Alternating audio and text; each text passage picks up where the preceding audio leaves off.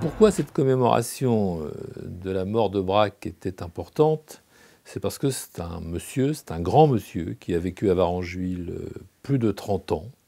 Et il nous semblait, à l'équipe municipale, que les gens qui habitent Varengeville, qui viennent à Varengeville, devaient s'approprier l'histoire de Varengeville. Et pour les jeunes générations, il fallait que Braque soit autre chose que le nom du lotissement, quoi. C'est un Normand, Braque, et il est tombé tout à fait amoureux de ce village. C'était un homme particulièrement discret et secret. Et c'est comme ça, je crois, que les habitants l'ont perçu. Georges Braque, c'était quand même quelqu'un important.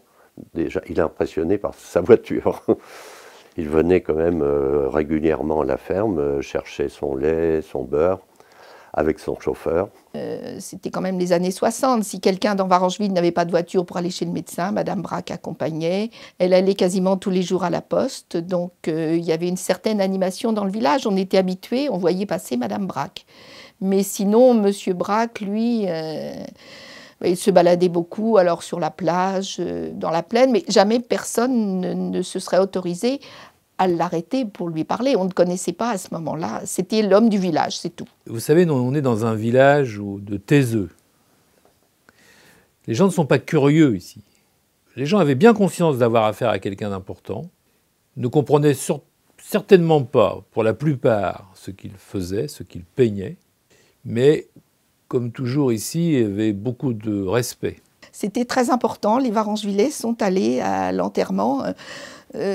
C'était quelqu'un du village et en campagne, on va à l'enterrement de quelqu'un du village. Pour eux, c'était simple.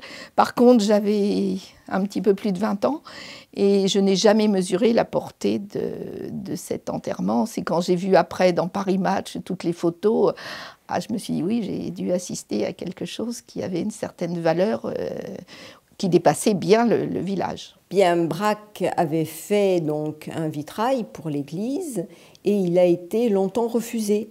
C'est un arbre de Jessé très réinterprété par le maître du cubisme, donc un vitrail très moderne. Et l'évêché a longtemps pensé qu'une œuvre aussi contemporaine ne convenait pas à une église plusieurs fois centenaire. Donc il a été refusé et c'est Malraux qui finalement l'a imposé en disant il ne serait pas dit que sous le ministère de Malraux, il était ministre de la Culture à l'époque, Braque n'aurait pas son vitrail dans son église. On parle beaucoup des couleurs de Varengeville et c'est vrai que les couleurs sont très changeantes. À 1 heure d'intervalle, vous n'aurez pas les mêmes couleurs.